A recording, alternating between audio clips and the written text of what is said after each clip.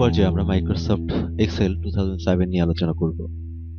শুরুতেই আমরা দেখব মাইক্রোসফট এক্সেল কিভাবে শুরু করতে হয়। Start button, all programs, Microsoft office এবং মাইক্রোসফট অফিস এক্সেল 2007।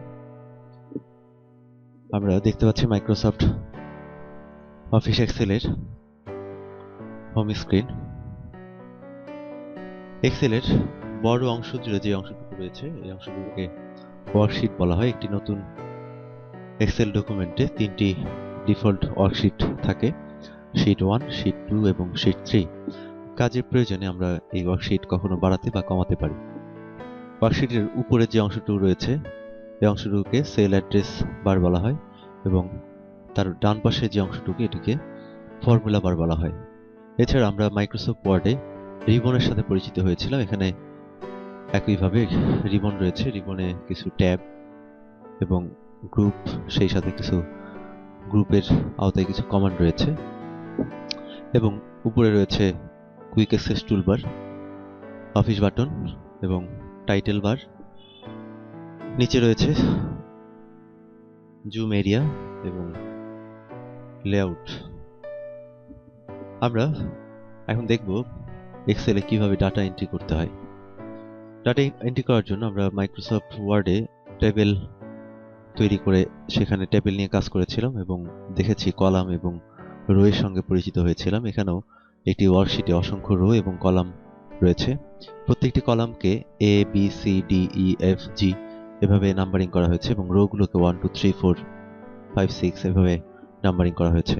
এবং সেল অ্যাড্রেস বলতে আমরা যা বুঝি, কলাম এবং রো এর সমষ্টিকেই সেল অ্যাড্রেস বলা হয়। অর্থাৎ যদি C8 বা C3 নাম্বার সেল আমরা চিন্তা করি, C3 নাম্বার সেল বলতে আমরা সি কলামের 3 নাম্বার রো বুঝি, সি কলাম রো নাম্বার 3।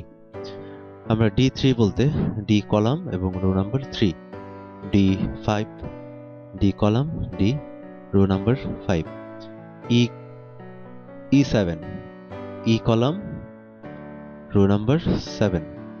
এভাবে আমরা সেল অ্যাড্রেস বুঝে থাকি এবং আমরা যখন যেই সেল অবস্থান করব সেল অ্যাড্রেসে সেল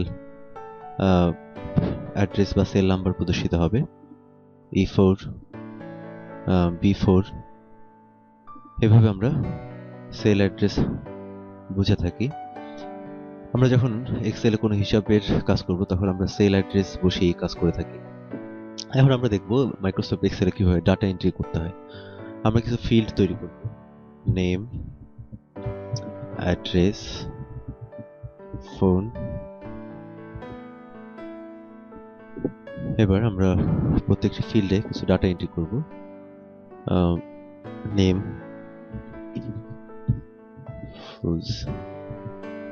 ট্যাব দিয়ে আমরা পরের কলাম বা পরের সেলে যাব। আমরা মাইক্রোসফট ওয়ার্ডে টেবিল তৈরি করে আমরা যেভাবে পরের সেলে গিয়েছিলাম একইভাবে এখানে ট্যাব ব্যবহার করে আমরা পরের সেলে যাব। অ্যাড্রেস, ফোন, এন্টার, পরের কলাম,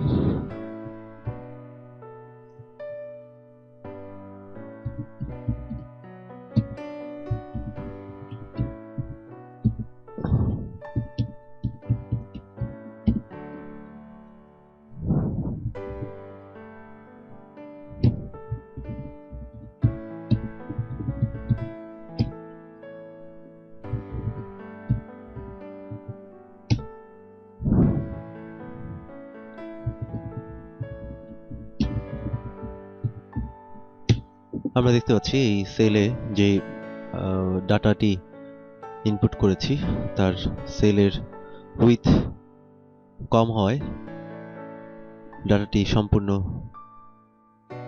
এই সেলে সম্পূর্ণ হয়নি। এই জন্য আমরা রো এর বা কলামের উইথ বাড়িয়ে দিব। কলাম উইথ বাড়ানোর জন্য মাউস পয়েন্টারকে কলামের মাঝামাঝি স্থানে গিয়ে ক্লিক করে ড্র্যাগ করে ডান পাশে নিয়ে গেলে কলামের উইথ বেড়ে যাবে। একইভাবে যে কোনো কলামের উইথ বাড়ানোর জন্য আমরা এভাবে উইথ বাড়াতে পারি। রো এর ক্ষেত্রে একই, আমরা রো এর উইথ কমাতে বা বাড়াতে পারি।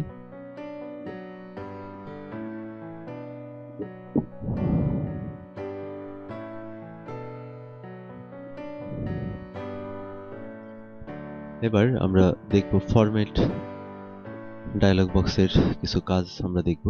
আমরা এখানে ফোন নাম্বার যুক্ত করেছিলাম, কিন্তু যেভাবে যুক্ত করেছিলাম প্রথমে একটি জিরো ছিল, জিরো প্রদর্শিত হচ্ছে না। এই জন্য আমরা রাইট বাটন ক্লিক করে ফরম্যাট সেলে ক্লিক করব। আমরা এখানে নাম্বার যে ট্যাব রয়েছে, এখানে কিছু ট্যাব রয়েছে: number, alignment, font, border, fill, protection. Number ট্যাবে ক্লিক করে আমরা সেলকে টেক্সট বা টেক্সট করে দিব। এবার আমরা চাই লিখব।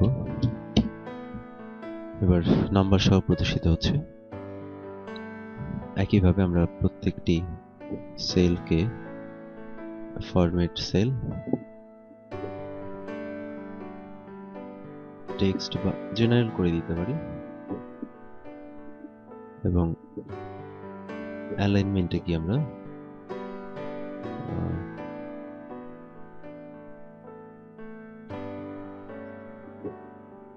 অ্যালাইনমেন্ট ঠিক করে দিব। রাইট অ্যালাইন হোম ট্যাব থেকে। মাইক্রোসফট ওয়ার্ডে আমরা যেভাবে অ্যালাইন ব্যবহার করেছিলাম, এছাড়া সেলের মাঝামাঝি অবস্থায় ডাটাকে নিয়ে আসার জন্য আমরা মিডল অ্যালাইন ব্যবহার করব। এবার আমরা ডাটা এন্ট্রি করব।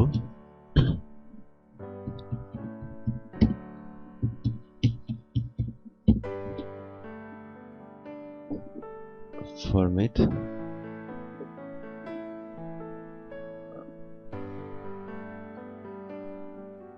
টেক্সট।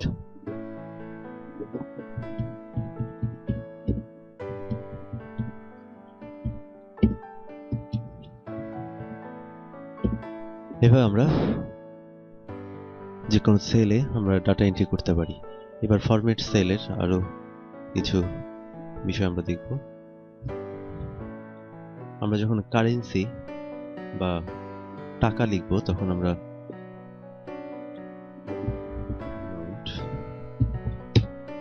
এখানে সেলগুলোকে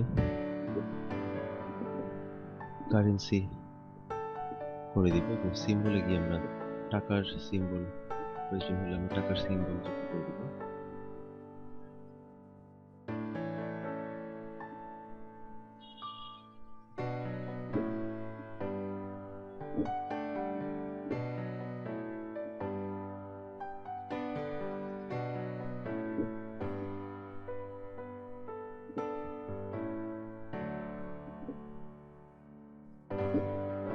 এবার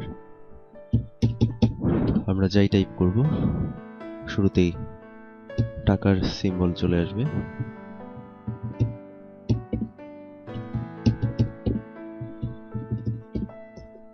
আমরা টাকার সিম্বল চেঞ্জ করে আমরা অন্য সিম্বলও দিতে পারি। Currency symbol dollar, dollar sign. আবার টাকার সাইন আনার জন্য select, right button, format cell, currency symbol,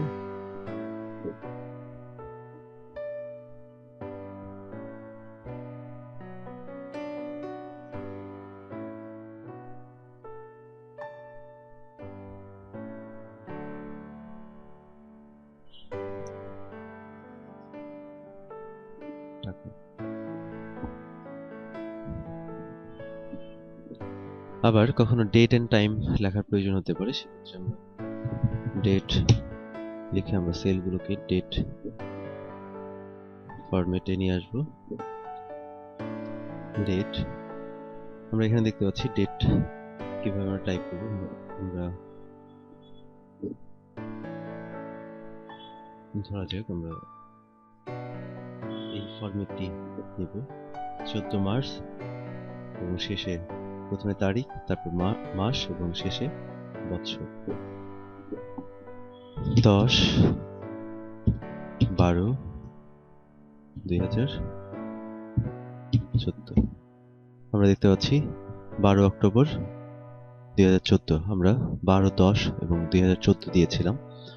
একইভাবে 10, 2, 14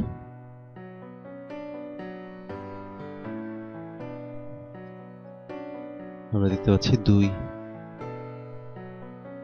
10, 14 আমরা এখানে প্রথমে তারিখ, তারপর মাস এবং শেষে বছর। একইভাবে আমরা আবারও লিখব 10 তারিখ,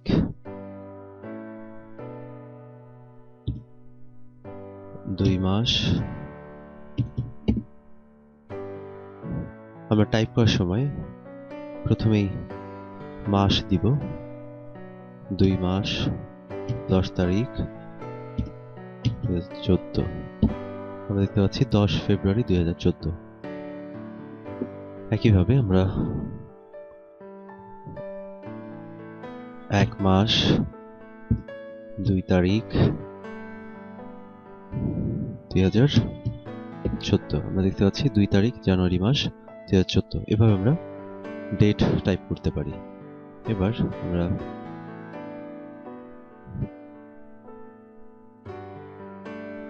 ধরা যাক আমরা স্পেশাল টেক্সট যেমন ফোন নাম্বার আমরা লিখব 017। ইন্টারন্যাশনাল ফোন নাম্বার ফরম্যাটে আমরা ফোন নাম্বার দেখতে পাচ্ছি।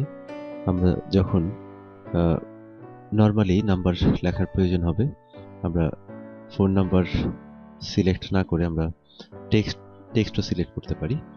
তবে ফোন নাম্বার সিলেক্ট করে আমরা ফোন নাম্বার যুক্ত করতে পারি।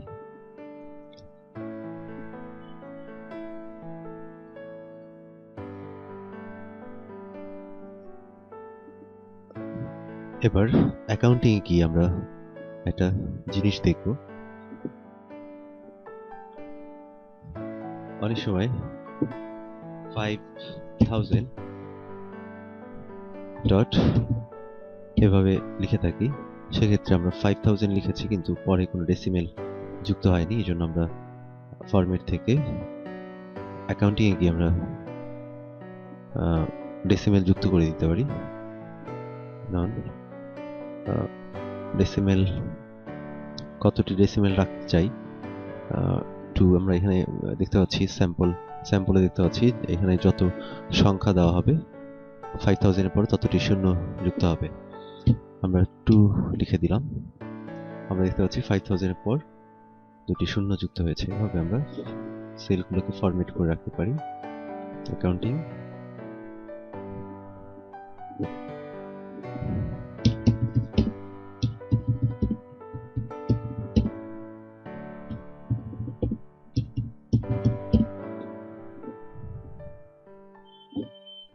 এবার আমরা আরেকটি বিষয় দেখব, টেক্সট ওরিয়েন্টেশন। মাইক্রোসফট ওয়ার্ড 2007 এ আমরা টেবিলে আমরা টেক্সট ওরিয়েন্টেশন বা টেক্সট ডিরেকশন দেখেছিলাম। এখানেও টেক্সট ওরিয়েন্টেশন রয়েছে। অ্যালাইন ওরিয়েন্টেশনে গিয়ে আমরা এখানে টেক্সট ওরিয়েন্টেশন ঠিক করে দিলাম 45 ডিগ্রি। এবার আমরা এখানে যাই টাইপ করব 45 ডিগ্রি অ্যাঙ্গেলে নেম। সেক্ষেত্রে রো এর হাইট একটু বাড়িয়ে দেওয়া উচিত।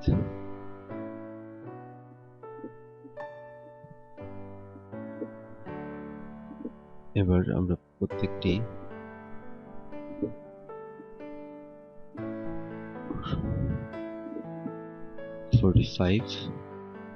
ওকে। অ্যাড্রেস, ফোন,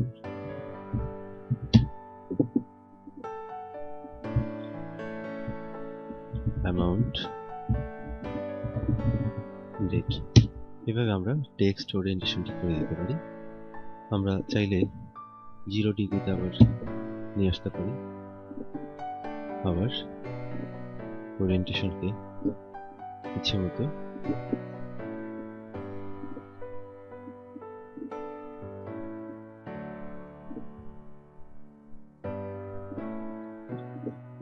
আমরা প্রিন্ট প্রিভিউ দেখতে পাচ্ছি। আমাদের যে ওয়ার্কশিটটি রয়েছিল, ওয়ার্কশিটে যে সেল বা কলামগুলো রয়েছিল এগুলোর বর্ডার প্রদর্শিত হচ্ছিল, কিন্তু প্রিন্ট করার সময় বর্ডারগুলো প্রদর্শিত হচ্ছে না। সেক্ষেত্রে আমরা বর্ডার দিয়ে দিতে পারি। ফরম্যাট বর্ডার, আমরা এখান থেকে বর্ডার নির্বাচন করে দিব। এবার আমরা প্রিন্ট প্রিভিউ দেখব। প্রিন্ট প্রিভিউ, আমরা দেখতে পাচ্ছি বর্ডার প্রদর্শিত হচ্ছে। আবার বর্ডারকে মোটা কিংবা চিকন করা যেতে পারে।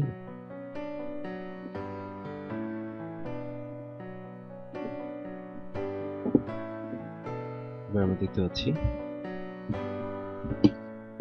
বর্ডারগুলো মোটা হয়েছে। আবার বর্ডারকে বিভিন্নভাবে কালার করা যেতে পারে। কালার,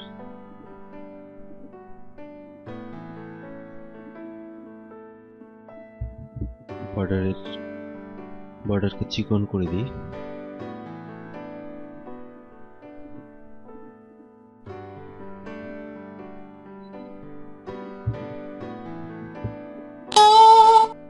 এভাবে আমরা এক্সেলের একটি ওয়ার্কশিটকে বিভিন্নভাবে সাজিয়ে নিতে পারি।